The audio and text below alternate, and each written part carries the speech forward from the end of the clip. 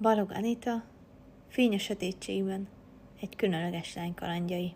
Prológus. Késő éjszaka volt, s csak úgy tombolt a vihar. Erős szél mozgatta meg a fákat, amik kitartóan küzdöttek az életükért. Az utcákon volt még néhány mozgásban lévő ember, akik igyekeztek minél hamarabb elérni az otthonukat és élvezni a házuk védelmét. Az égbolt sötétkék és fekete színekben játszott, amit néha nagy villámok terítettek be. Ez nem a megszokott londoni időjárás volt. Általában kisebb záporok vagy enyhébb viharok érték el ezt a nagyvárost, de ez a nap más volt. A kívülről szemlélők számára ez egy ugyanolyan esti zivatar volt, mint máskor. Ám aki szemfüles volt, az hamar észrevette, hogy a villámok néha vörösen terítették be az eget. Különös jelenség volt ez, ami egyben gyönyörű látványt is nyújtott. Ám mindez most egy apa figyelmét elkerülte. Sietve nyitotta ki a Baker Street-i lakása ajtaját. Ázott ruhája hatására remeg is járta át egész testét. Ez nem csupán a hideg esőcseppeknek volt köszönhető, amik belepték a ruháját, hanem a félelemnek is. Követték őt. Eddig is tudta, hogy nincs biztonságban, és hogy előbb vagy utóbb megtalálják őt. Ez azonban most következett be. Pedig remélte, hogy több ideje lesz, mielőtt rátalálnak. Néhány évre még szüksége lett volna. Megígérte a feleségének, hogy gondját viseli majd a lányuknak, de ha üldözői utolérik, akkor nem csak vele végeznek majd. A lánya is szinte biztos, hogy olyan, mint ő, és ezt ők is tudni fogják, amint megpillantják. Ahogy belépett a lakás nappaliába, egy gondolat fúródott be az agyába. Meg kell semmisíteni minden bizonyítékot. Gyorsan neki is látott, kezdve a fényképekkel, amik a kislányát ábrázolták születésekor, vagy amin ő és a gyermeke játszottak.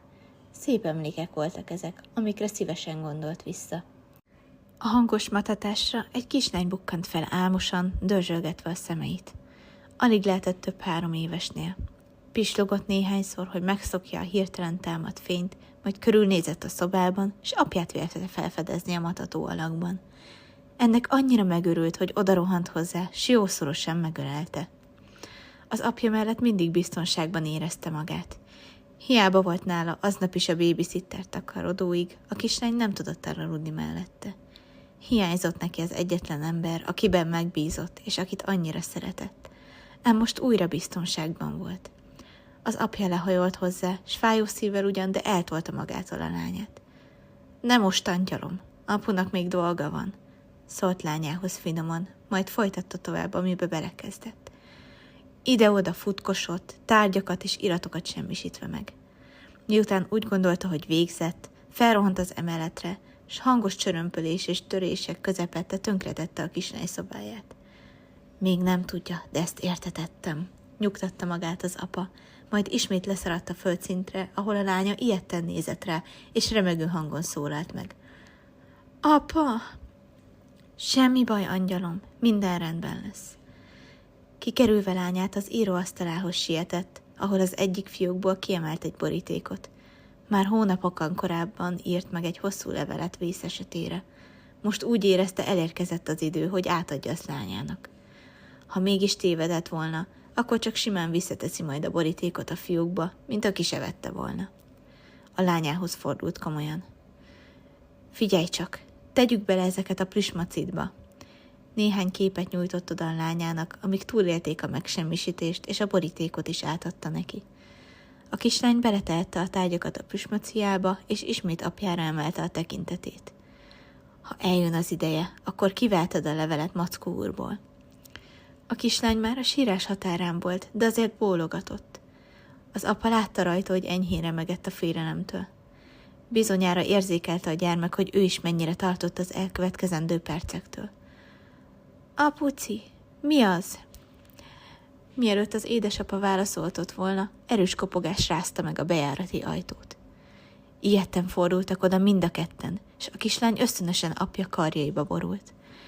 Még nagyobb dübörgés járta át a házat, ezért az apa gyorsan felkapta a lányát, és a nappaliban lévő könyvszekrényhez vitte. Ott letette a csöpséget, és odébb tolta a bútort. A mögött egy titkos ajtó tárult fel. Egy kis búvóhely volt ez, ahova a lánya pont belefért. Bújj el ide, kicsim, és maradj csöndben, Addig ki ne gyere, amíg nem jövök vissza. Megértettél? Apa, félek. Nem kell félned. Mackó úr veled lesz. Rámosolygott a lányára, és puszit nyomott a fejére. Érezte, ahogy könnyek gyűltek a szemébe, de a lányáért megpróbált erős maradni. Szeretlek, angyalom. A kislány jószorosan átölelte apját, majd szófogadóan bemászott a lyukba. Az apja rácsukta az ajtót, majd visszatolta a könyvszekrényt a helyére. Remélte, hogy a lánya így biztonságban lesz.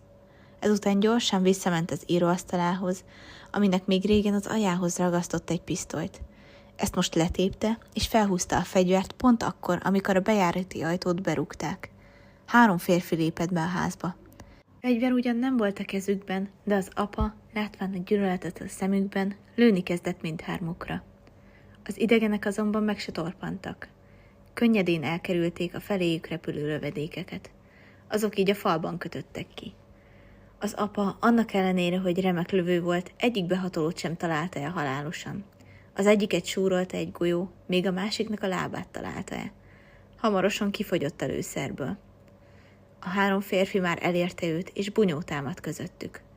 A túlerő ellenére az apa kitartóan küzdött, meg annyi ütést mért a 3 férfira, akik ezt nem hagyták annyiban, s ugyanúgy visszaütöttek. Beletelt néhány percbe, mire sikerült nekik a földre kényszeríteni az apát.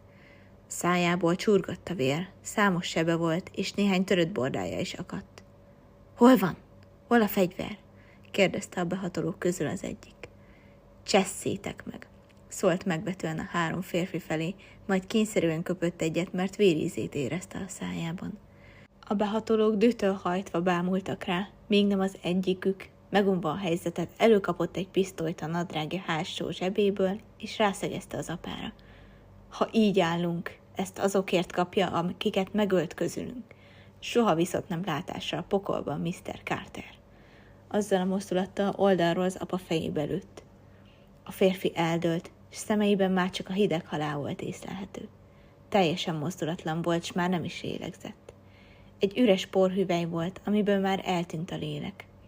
Ezután a behatolók közül a tettes az apa kezébe tette azt a pisztolyt, ami a halálát okozta, a másikat pedig eltette magának.